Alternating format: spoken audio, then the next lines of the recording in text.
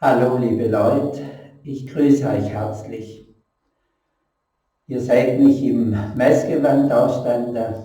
Heute ist Dienstag, normalerweise Dienstagabend um 18:30 Uhr, Gottesdienste in Buxheim und hier in Böttingen. Alles ist derzeit eine Ausnahmesituation für euch zu Hause und für mich auch natürlich eine Premiere, allein hier in dem Gewölbekeller in der Krypta Gottesdienst zu feiern.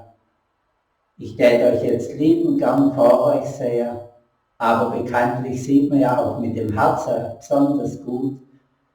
Und von daher habe ich jetzt ganz viele vor Augen und ich kriege jeden Tag neu mit, welche große, breite Streuung über diesen YouTube-Kanal wir haben. Und von daher können sogar noch viel, viel mehr jetzt mitfeiern, als normalerweise das im Gottesdienst der Fall ist. Ich möchte mich auch herzlich bedanken, ihr seid unwahrscheinlich gnädig mit mir. Mir hat jemand gesagt, du musst es kürzer hinkriegen und das war auch meine Absicht. Und dann sagen mir heute Leute wieder, wenn man jetzt keine Zeit hat, wann dann? Und wenn man jetzt in die Besinnung geht, was für eine Situation muss kommen, wo es geschieht. Und sie haben mich also bestärkt, ruhig in dem Sinn weiterzumachen. Man wird nie alle erreichen können. Ich hoffe, dass es nach wie vor genügend sind, denen diese Mitfeier über den YouTube-Kanal gut tut. Der Altar ist natürlich auch für die Eucharistiefeier gerichtet. Auf dem Altar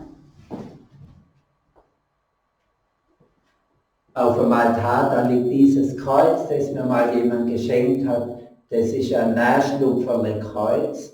Das heißt, da ist einer, der sich ans Kreuz Jesus schmiegt und von Jesus mit einer Hand umarmt wird.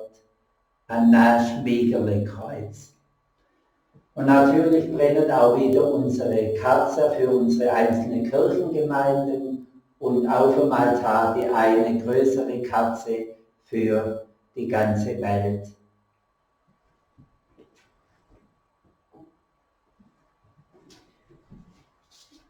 Ich werde bei der Kommunion eine CD einspielen oder ein Lied von einer CD von Erwin Hilbert, Unter seinen Flügeln. Der Erwin Hilbert war einer, der mal in Udo Lindenbergs Panikorchester mitgewirkt hat und dann ein ganz spannender Weg gegangen ist und zum Glauben gefunden hat und viele eindrucksvolle Lieder geschrieben. Und da werden wir also eines von ihm zur Kommunion hören. Wer möchte, kann gern auch das Gotteslob herrichten, denn ich werde immer mal wieder eine Nummer ansagen, wo man gern mitbeten oder eben auch mitsingen kann. Ich spüre jetzt schon, dass eine ganz große Verbindung zu euch alle da ist und habe von daher auch eine große Vorfreude auf diesen Gottesdienst gehabt. Ich habe ihn für gestern für 19 Uhr angekündigt. Wenn ich jetzt auf meine Uhr schaue, dann ist eine halbe Stunde davor. Eigentlich wollte ich um 17 Uhr feiern, weil es gestern über eine Stunde gedauert hat, bis das Video dann hochgeladen war in YouTube und öffentlich angeschaut werden konnte. Von daher wird es mit 19 Uhr heute nichts mehr. Aber auf jeden Fall nicht so spät wie gestern.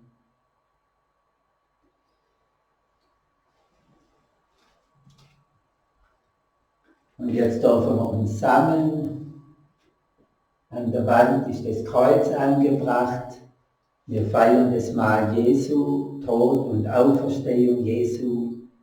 Und wenn ich vorhin gesagt habe, es ist bei mir eine Vorfreude auf diesen Gottesdienst gewesen, ich habe es auch über Nachrichten mitbekommen, dass die Vorfreude auf Eucharistiefeier jetzt auch bei anderen sehr groß ist. Und viele hatten auch eine große Vorfreude auf Ostern, das Singen der Chöre, die schon dabei waren zu üben. Und das jetzt alles nicht so stattfinden kann, wo man nicht mal im Kirchenraum zusammen sein kann. Vorfreude auf Ostern, da also ganz kräftig getilgt. Doch vor Ostern, das müssen wir uns bewusst machen, vor Ostern liegen die Kartage. Und für mich war es immer klar und auch was sehr Wichtiges auf meinem Glaubensweg, dass ich eben nicht nur Ostern sehe, sondern der ganze Weg, den Jesus davor gegangen ist und gehen musste. Nicht aufgrund von einer Krankheit, sondern weil er gesagt hat, wenn die Menschen möchten, dass ich leiden muss, wenn die Menschen möchten, dass ich ans Kreuz kommen muss, wenn die Menschen möchten, dass ich den Weg gehe, dann gehe ich den Weg. Und wir finden auf diesem Leidensweg Jesu ja so viele Haltungen, wo man sich zumindest teilweise wiederfinden kann. Die angstvolle Stunde, die Verlassenheit, die er erfahren hat. Das sind schon mal 2 Erfahrungen von ihm, wo sich ganz viele derzeit wiederfinden können.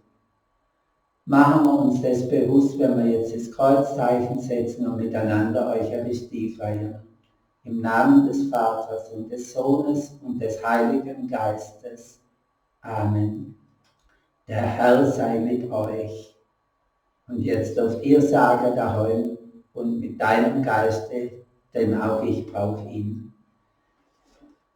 Wir singen jetzt das Lied Mein schönster Zier und Kleinod bist auf Erden du, Herr Jesus Christ, im Gotteslob die Nummer 361.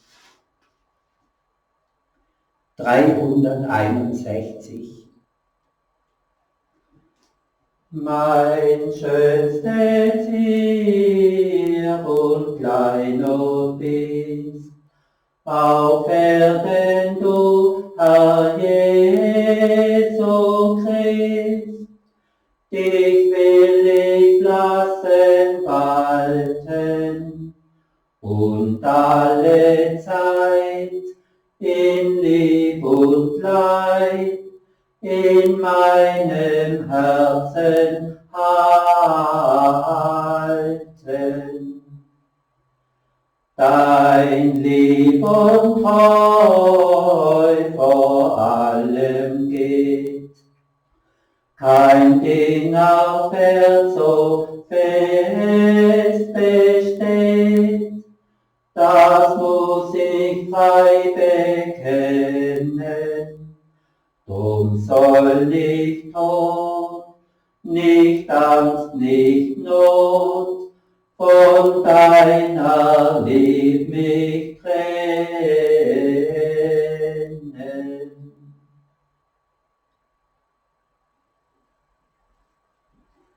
Ein Lied aus dem 16. Jahrhundert, das mir immer mehr ans Herz wächst. Dein Lieb und Treu vor allem geht, kein Ding auf Erd so fest besteht, das muss ich frei bekennen. Drum soll nicht Tod, nicht Angst, nicht Not von deiner Lieb mich trennen. Und in der ersten Strophe, wo es heißt am Ende, in dich will ich in Lieb und Leid in meinem Herzen halten. Dich, Christus, in meinem Herzen halten. Was nistet sich alles nicht ganz schnell in unser Herz ein? An Sorgen, an Ängsten, an Verunsicherung, an Ohnmacht. Christus, inmitten all dieser Sorgen, inmitten all dieser Ängste, inmitten aller Ohnmacht von Menschen, inmitten aller Verunsicherung, wollen wir dich in unser Leben nehmen. Dich in unseren Herzen halten. Sieh auf unsere Welt, sieh auf uns Menschen, Sieh, wie sehr wir dein Erbarmen brauchen. Kyrie eleison, Kyrie eleison, Kyrie eleison.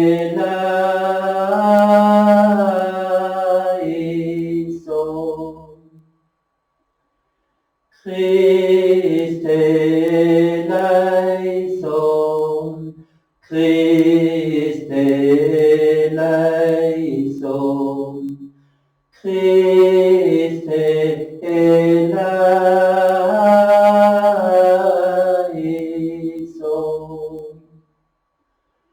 Kyrie eleison, Kyrie eleison, Kyrie eleison.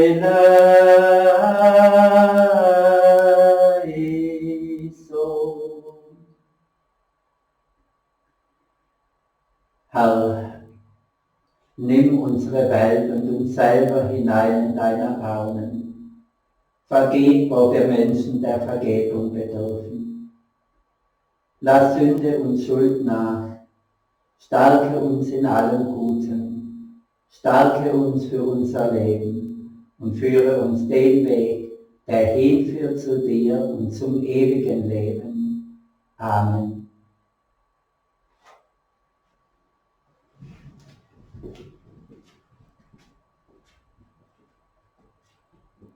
So lasst uns beten. Gott, der du uns Vater und Mutter bist, du gibst dich uns Menschen zu erkennen im Schicksal Jesu von Nazareth. Als er von allen verlassen war, hast du ihn durch Leiden und Tod hindurchgeführt zum Leben. Lass uns glauben und vertrauen, dass auch wir in aller Bedrängnis und Not unterwegs sind mit dir und unterwegs sind zu dir hin, mit unserem Herrn Jesus Christus, der in der Einheit des Heiligen Geistes mit dir lebt und Leben schenkt in alle Ewigkeit. Amen.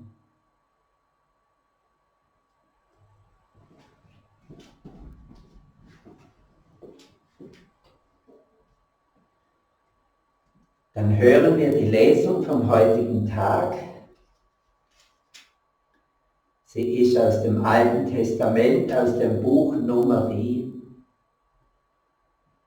Da heißt es: In jenen Tagen brachen die Israeliten vom Berg Hor auf und schlugen die Richtung zum Schilfmeer ein, um Edom zu umgehen. Unterwegs aber verlor das Volk den Mut. Es lehnte sich gegen Gott und gegen Mose auf und sagte: Warum habt ihr uns aus Ägypten heraufgeführt, etwa damit wir in der Wüste starben? Es gibt weder Brot noch Wasser. Dieser elenden Nahrung sind wir überdrüssig. Da schickte der Herr Giftschlangen unter das Volk. Sie bissen die Menschen und viele Israeliten starben.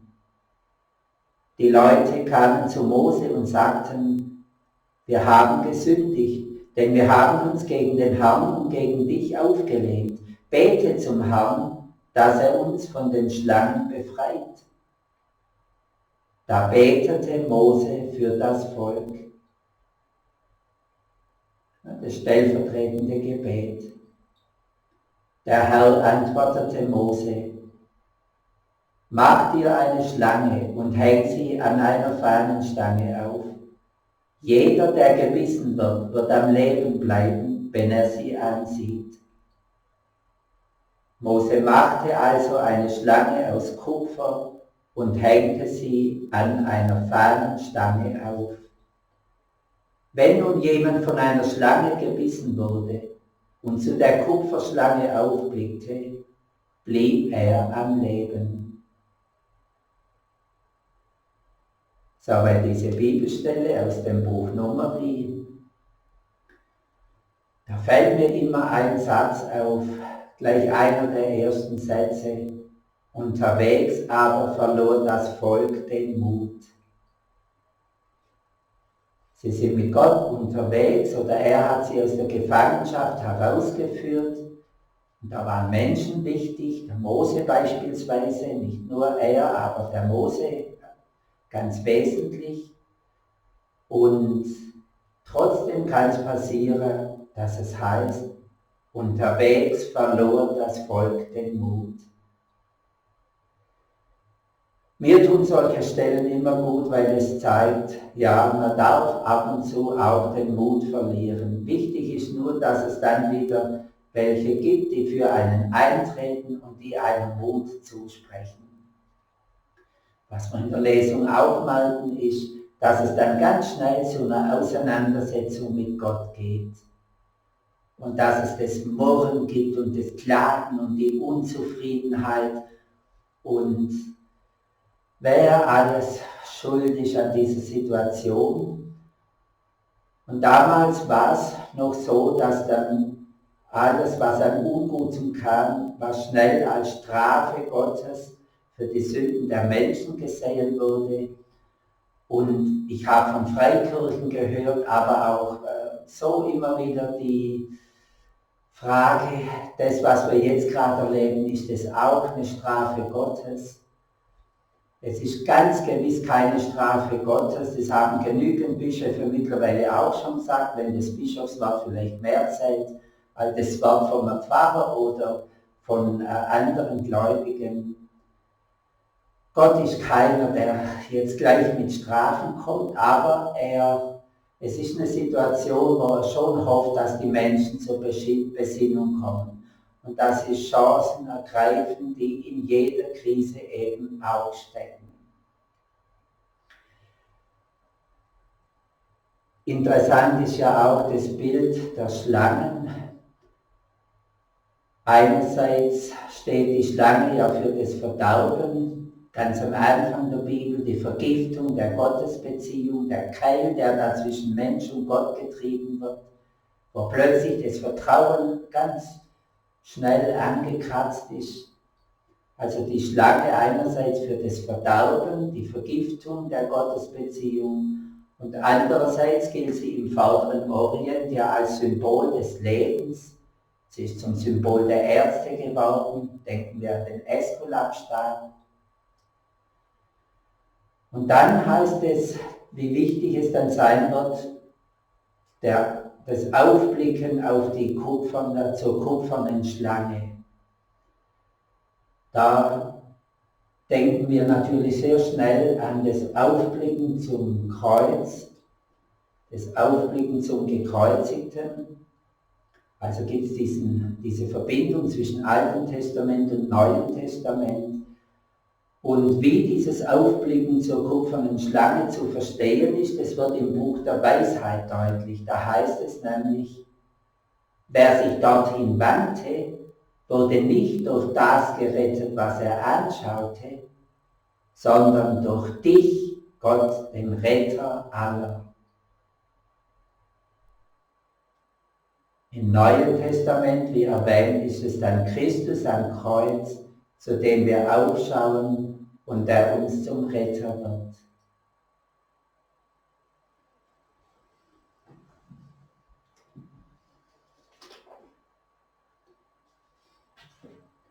Jetzt beten wir im Gotteslob die Nummer 456. 456.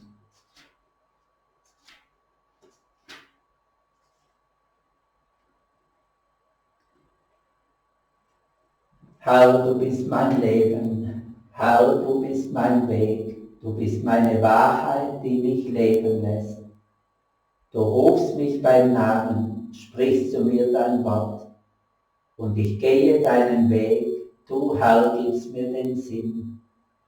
Mit dir habe ich keine Angst, gibst du mir die Hand, und so bitte ich, bleib doch bei mir.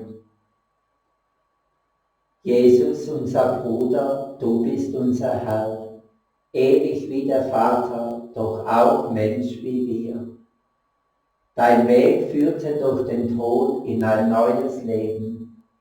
Mit dem Vater und den Deinen bleibst du nun vereint. Einmal kommst du wieder, da sagt uns dein Wort, um uns allen dein Reich zu geben. Du bist meine Freiheit, du bist meine Kraft, du schenkst mir den Frieden, du schenkst mir den Mut. Nichts in diesem Leben trennt mich mehr von dir, weil ich weiß, dass deine Hand mich immer führen wird. Du nimmst alle Schuld von mir und verwirfst mich nie, lässt mich immer ganz neu beginnen. Vater unseres Lebens, wir vertrauen dir. Jesus, unser Retter, an dich glauben wir. Und du, Geist der Liebe, atme du in uns. Schenke du die Einheit, die wir suchen auf der Welt. Und auf deinen Wegen führe uns ans Ziel. Mache uns zu Boten deiner Liebe.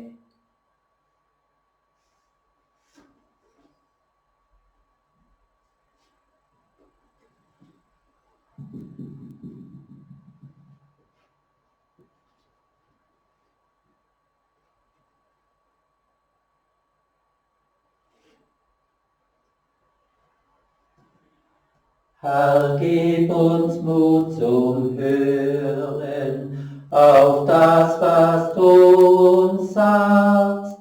Wir danken dir, dass du es mit uns wagst. Herr, gib uns Mut zum Hören auf das, was du uns sagst. Wir danken dir, dass du es mit uns wagst.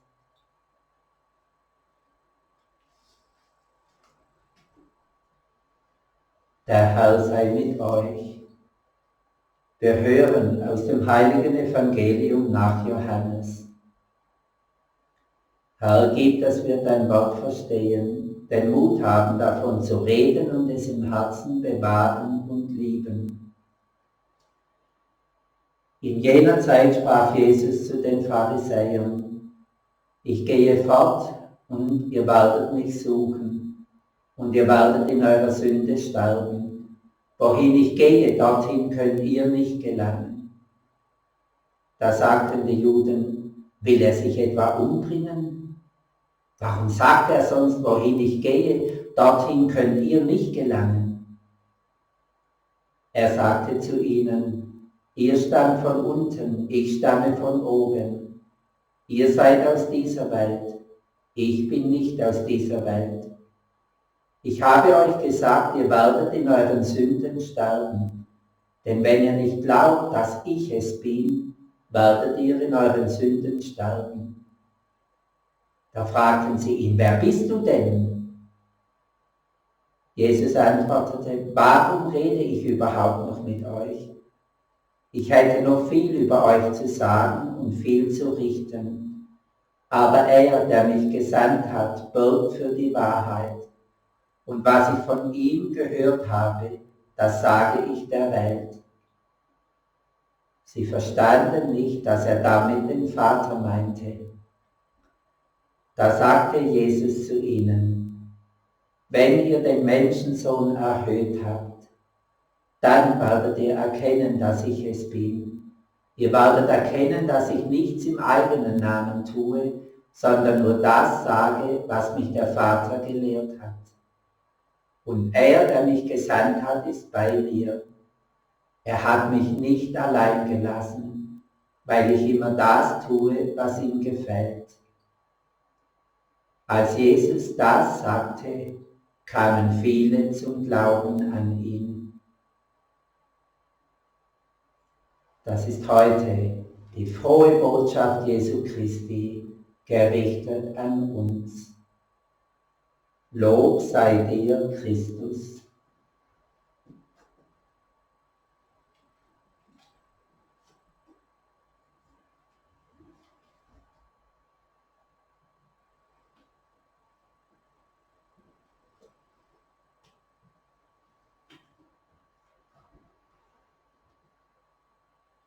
Sie werden auf den schauen, den sie durchbohrt haben, so wird es am Karfreitag heißen.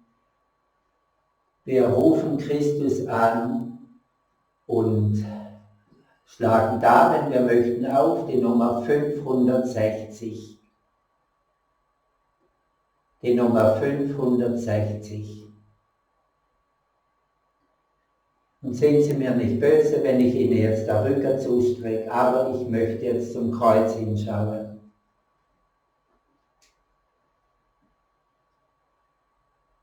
Christus Sieger, Christus König, Christus Herr in Ewigkeit, König des Weltalls, wir huldigen dir. König der Völker, wir huldigen dir. König des Friedens, wir huldigen dir. König der Zeiten, wir huldigen dir. König der Herrlichkeit, wir huldigen dir. Christus Sieger, Christus König, Christus Herr in Ewigkeit. Helfer der Armen, wir huldigen dir. Heiland der Kranken, wir huldigen dir. Retter der Sünder, wir huldigen dir. Bruder der Menschen, wir huldigen dir.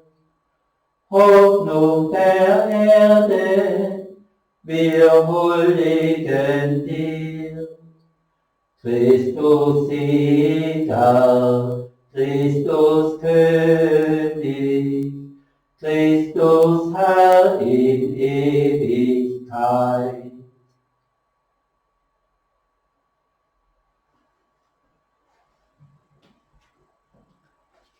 Dann fügen wir noch ein schlichtes Fürbittgebet an. Das hat unsere Gemeindereferentin, die Frau Straub, mal im Gotteslob entdeckt und ein richtig gutes Gebet, finde ich. Die Nummer 17 und dort der Abschnitt 4. Ein Gebet in Krankheit. Nummer 17, Abschnitt 4.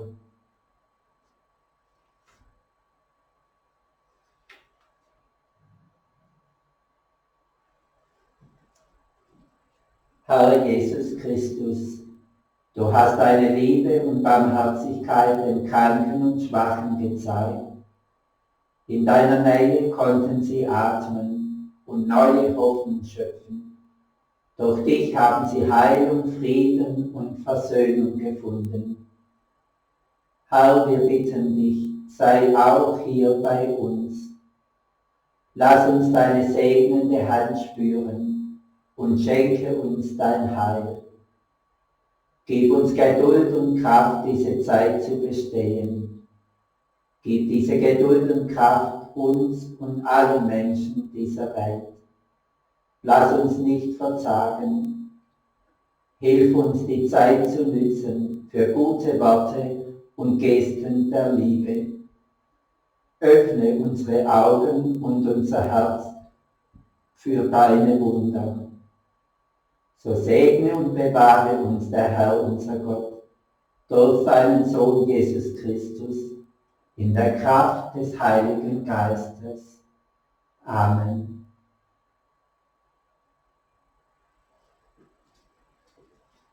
Dann gehen wir jetzt rein in die Mahlfeier und da werde ich jetzt bewusst Stille lassen und im Hinhalten der Schale und des Kelches, da dürfen wir das, was in uns da ist, und letztlich dürfen wir uns selber als Person Christus hinhalten.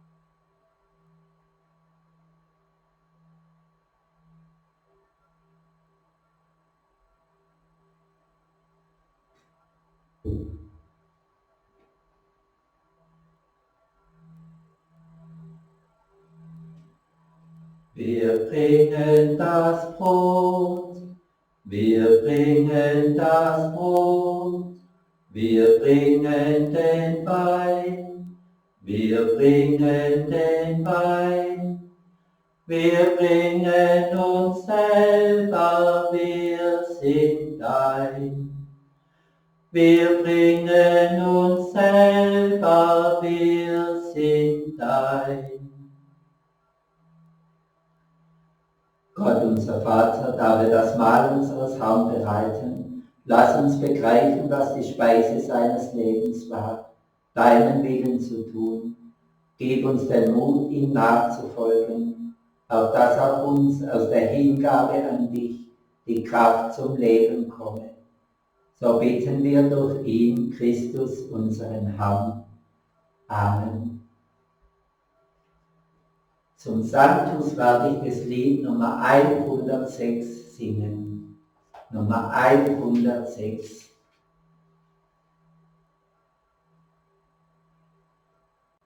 Der Herr sei mit euch. Erhebt eure Herzen. Ja, wir haben sie beim Herrn. Dann lasst uns danken dem Herrn, unserem Gott, denn das ist würdig und recht. Herr, in Wahrheit ist es würdig und recht, dir, Vater im Himmel, zu danken und dich mit der ganzen Schöpfung zu preisen durch unseren Herrn Jesus Christus. In dankbarer Liebe gedenken wir seiner. Wir danken dir für sein Leben und für sein Wirken unter uns. Und in dankbarer Liebe gedenken wir seines Todes. Wir bekennen seine Auferstehung in lebendigem Glauben und erwarten voll Hoffnung und Zuversicht sein Kommen in Herrlichkeit.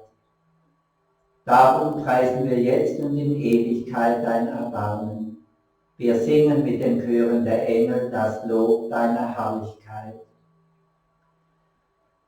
Sanctus, Sanctus, Sanctus Dominus Deus Sabaoth, Plenus und Celi et terra gloria tua. Hosanna in excelsis, benedictus qui venit in nomine Domini. Hosanna in excelsis.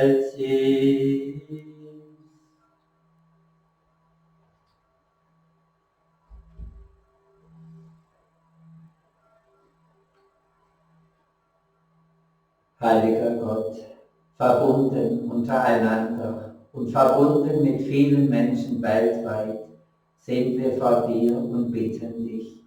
Sende herab deinen Heiligen Geist auf diese Gaben von Brot und Wein.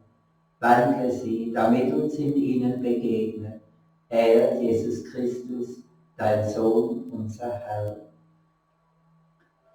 In der Nacht, in der Jesus verraten wurde, nahm er beim Mahl das Brot. Er sagte dir Dank. Er brach das Brot, reichte es seinen Jüngern mit den Worten: Nehmt, esst alle davon, das, mein Leib, hingegeben für euch.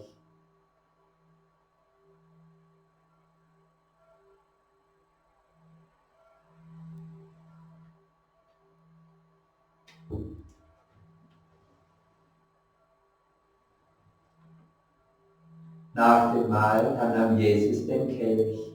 Er dankte wieder, reichte ihn seinen Jüngern mit den Worten: Nehmt, trinkt alle daraus, das, der Kelch des neuen und ewigen Bundes, mein Blut, das für euch und für alle vergossen wird, zur Vergebung der Sünden. Tut dies zu meinem Gedächtnis.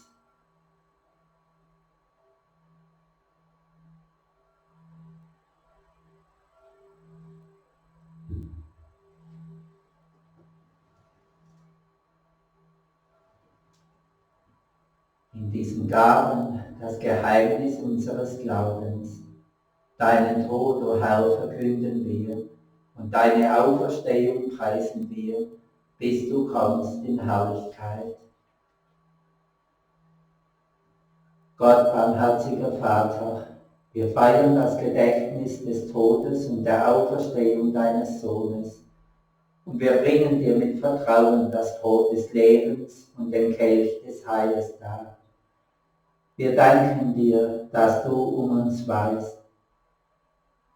Und wir danken dir, dass du uns alle gerufen hast, in deiner Nähe zu sein, aus dir zu schöpfen, dir zu vertrauen, dich und dein Wirken zu erfahren und zu bezeugen, dir zu dienen. Wir bitten dich, schenke uns Anteil an Christi Leib und Blut und lass uns eins und heil werden durch deinen Heiligen Geist. Treuer Gott, denke an deine Kirche überall auf dieser Erde. Stärke dein Volk im Vertrauen und mach uns alle tief und fest in der Liebe. Darum bitten wir, vereint mit unserem Papst Franziskus, unserem Bischof Gebhard und allen, die in deinem Dienst stehen. Und darum bitten wir, verbunden mit allen, die zu dir gehören. Treuer Gott, sieh hinein in unsere Welt. Nimm wahr, was Menschen und Völkern zusetzt. Nimm wahr die Nöte unserer Welt. Nimm wahr alles, was der Heilung bedarf. Sieh hin auf alles Gewaltvolle und Friedlose in unserer Welt. Treuer Gott, sieh auch hin auf alle, die uns anvertraut sind, die für unser Leben wichtig sind. Sieh hin auf alle, die einsam für sich dahin leben, die niemand wahrnimmt.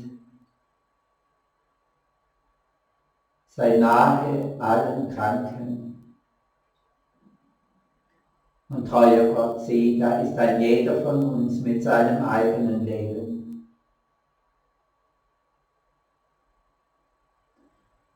In unser Beten nehmen wir unsere Verstorbenen hinein.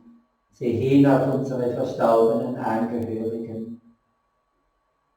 Sieh hin auf die vielen Toten unserer Tage. Sieh hin auf alle, die aus dieser Welt gegangen sind, und nimm sie hinein in deinen Frieden. Vater, mach weit dein Herz für uns alle, gib, dass auch uns ewiges Leben geschenkt wird, Licht von deinem Licht. In der Gemeinschaft mit der seligen Jungfrau und Gottesmutter Maria, mit dem heiligen Josef, mit deinen Aposteln, unseren Namenspatronen, und mit all den vielen, die sich deinem Wirken geöffnet haben, dass wir dich loben und preisen durch deinen Sohn Jesus Christus. Durch ihn und mit ihm und in ihm ist dir Gott allmächtiger Vater in der Einheit des Heiligen Geistes alle Herrlichkeit und Ehre, jetzt und in Ewigkeit. Amen.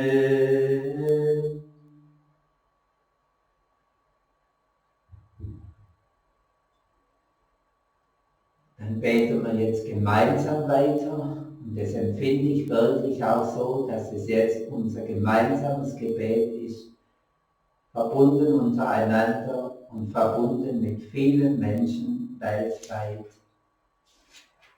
Vater unser im Himmel, geheiligt werde dein Name, dein Reich komme, dein Wille geschehe, wie im Himmel so auf Erden.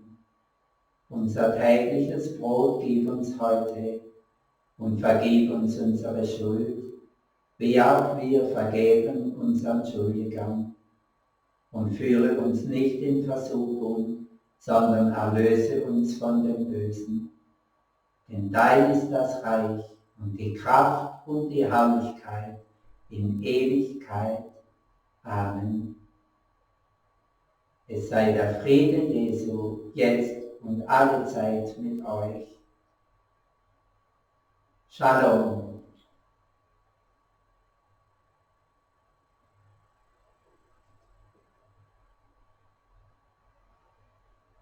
Lamm Gottes, du nimmst hinweg die Sünde der Welt, erbarme dich unser.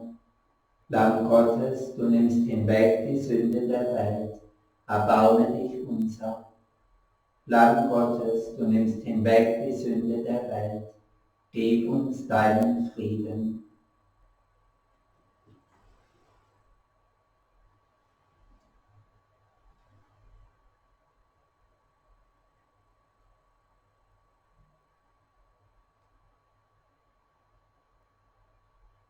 Seht und erkennt Christus in seiner Hingabe an uns Menschen.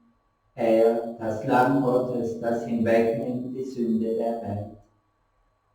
Herr, ich bin nicht würdig, dass du eingehst unter mein Dach, aber sprich nur ein Wort, so wird meine Seele gesund.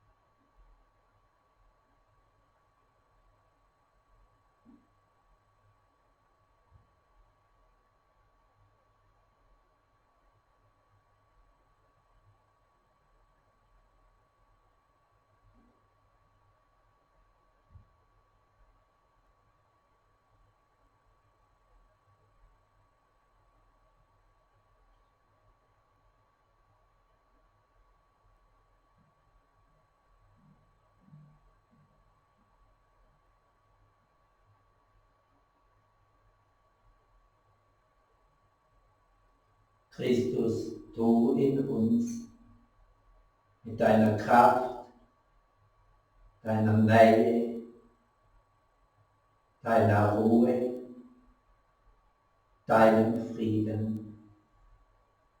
Du in uns und wir in dir.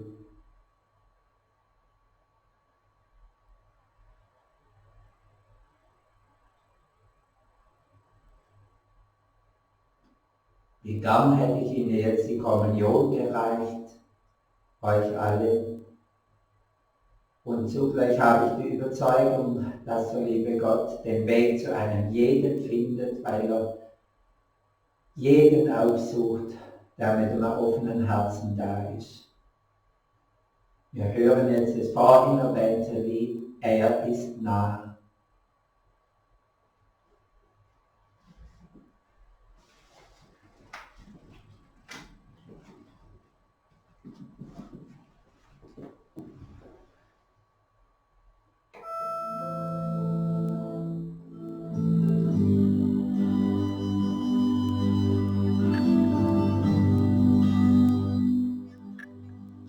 Er ist nah, er ist wunderbar nah, durch sein Wort, durch den Geist ist er nah, strecke aus deine Hand, durch den Glauben hinein. Jesus ist nah, er ist nah, er ist wunderbar nah, durch sein Wort, durch den Geistes der Nacht, strecke aus deine Hand, rühr im Glauben hinein. Jesus ist nah, er ist nah, er ist wunderbar nah durch sein Wort, durch den Geistes der Nacht, strecke aus deine Hand, rühr im Glauben uns an. Jesus, du bist nah, so nah, so nah, so nah.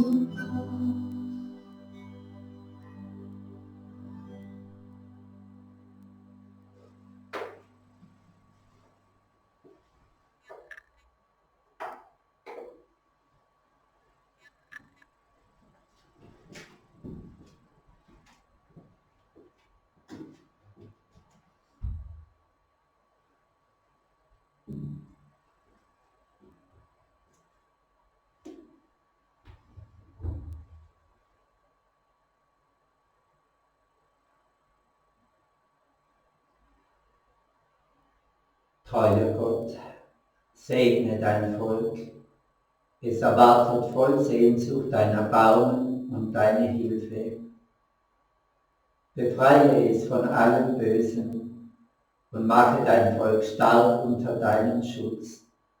So bitten wir durch Christus, unseren Herrn. Amen. Der Herr sei mit euch. Gott der Herr segne euch und behüte euch. Er lasse sein Angesicht über euch leuchten und sei euch gnädig.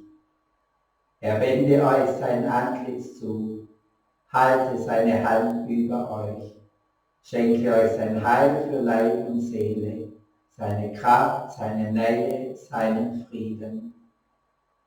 So segne dich, uns alle, und es segne der Herr seine ganze Schöpfung, der Vater, der Sohn und der Heilige Geist. Amen. Und ganz am Ende unserer Eucharistiefeier, da blicken wir wieder auf die Mutter Jesu, auf Maria und bitten um ihren Beistand, um ihre Fürsprache, um ihre Wegbegleitung, so wie sie Jesus auf seinem Leidensweg begleitet hat. Wir singen Mehrster ich dich grüße, Nummer 524. 524, die Strophen 1, 4 und 5.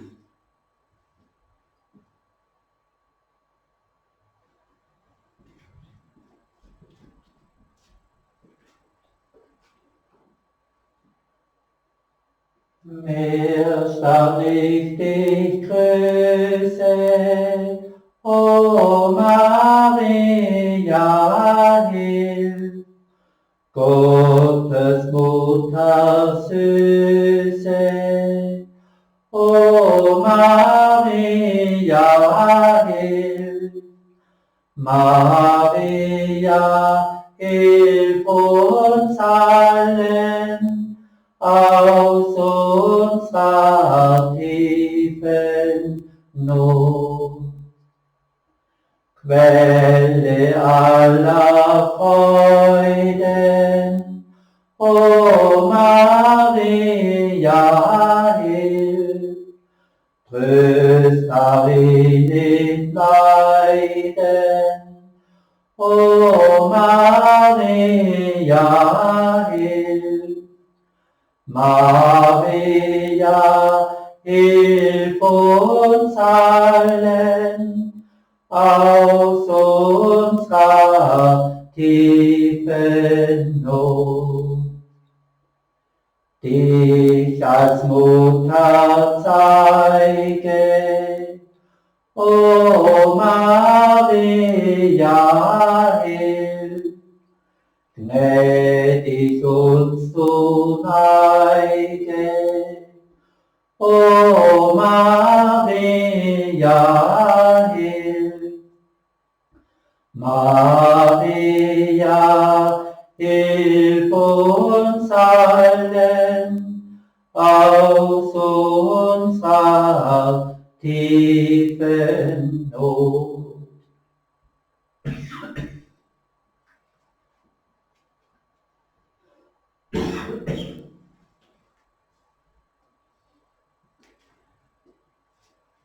Am Ende vom Gottesdienst sagt man, geht hin in seinen Frieden. Und ja, das ist einfach jetzt der Wunsch, bleibt in seinem Frieden, haltet ihn in euren Herzen.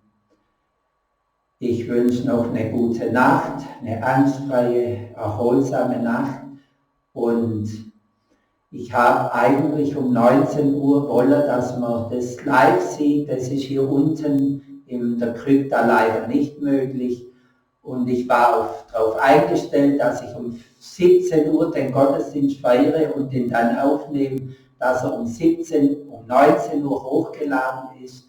Aber es war dann so, dass plötzlich die Kamera nicht mehr ging und die verschiedenen Vorbereitungen und was so zwischendurch kommt.